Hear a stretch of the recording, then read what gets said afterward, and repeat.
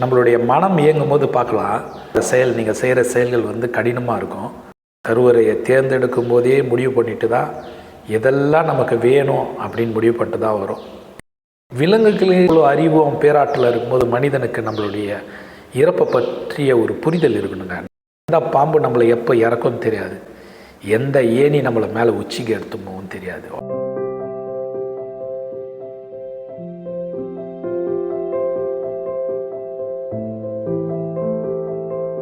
காலை வணக்கம். எல்லோரும் இன்புற்று வாழ இறையருள் பெருகட்டும். உங்களுக்கு சிறப்பாகவும் ஆனந்தமாகவும் இருங்கள். இறையருள் எல்லாருக்குள்ளேங்க ஒரு அற்புதமான பேராற்றல் ஒளிஞ்சிருக்குங்க. நம்ம பாருங்கள், மனசில் நம்ம இயங்கும் போது, நம்மளுடைய மனம் இயங்கும் போது பார்க்கலாம், அந்த விஷயம் நம்ம கடினமாக இருக்கும். அந்த செயல் நீங்கள் செய்கிற செயல்கள் வந்து கடினமாக இருக்கும், இயல்புலேருந்து மாறி இருக்கும். நிச்சயம் சொல்கிறேன், இயல்புலேருந்து மாறி இருக்கும். நாம் விருப்பமாக இயல்பாக ஒரு விஷயத்தை நம்ம செய்யும்போது பாருங்கள், அந்த செயல் ரொம்ப திருப்தியாக இருக்குங்க. நமக்கு ஒரு அற்புதமான ஒரு திருப்தி கிடைச்ச ஒரு ஃபீல் ஏற்படும். இதுதான் மாயைக்கும் இயல்பான இறைநிலைக்கும் உள்ள வித்தியாசங்க. நமக்குள்ளே எல்லாருக்குள்ளேயும் பிறப்பெடுக்கும் போதே நம்ம முடிவு பண்ணிட்டு தாங்க வரும். நம்ம ஒரு தாயினுடைய கருவறையை தேர்ந்தெடுக்கும் போதே முடிவு பண்ணிட்டு தான் எதெல்லாம் நமக்கு வேணும் அப்படின்னு முடிவு பண்ணிட்டு தான் வரும். இதில் சின்ன ஒரு புரிதல் உங்களுக்கு. இப்படி முடிவு பண்ணிட்டு வரும்போது நம்மளுடைய வாழ்க்கை ஒரு ஆனந்தமயமாக இல்லைன்னா அதை மாற்றக்கூடிய சக்தியும் புரிதலும் இறைவன் இயற்கையாக நமக்குள்ளே வச்சுருக்காருங்க. பாருங்கள், ஒரு குரங்கு இறந்ததுன்னா கூட இருக்கிற குரங்கெல்லாம் மொத்தமாக சேர்ந்து போய் பள்ளம் தோண்டி புதைக்குது. அதே மாதிரி ஒரு பாம்பு இறந்ததுன்னா இறக்கிறதுக்கு முன்னாடியே ஒரு தன்னுடைய புத்தோ இல்லை தங்குற வேறு இடமோ அதுக்கு பழக்கப்பட்ட இடத்துல போய் செட்டில் ஆகிடுங்க ஒரு மாதத்துக்கு முன்னாடியே.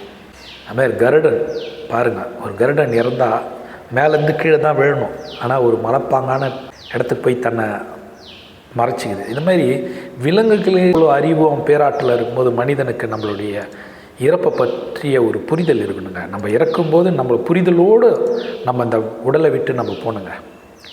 அதுக்கு வந்து தியானம், யோகம் ரொம்ப ரொம்ப ரொம்ப அவசியமானது. புரிதல் ஏற்படுத்தும்.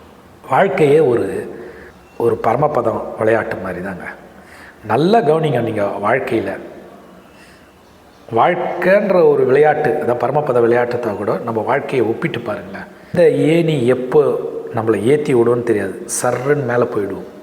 விளையாடும் போதே நமக்கு கோல் போடும்போது தெரியாதுங்க நம்ம எந்த ஏணியில் மேலே ஏற போகிறோன்ட்டு. அதே மாதிரி எந்த பாம்பு நம்மளை இறக்க போகுதுன்னு நமக்கு தெரியாது.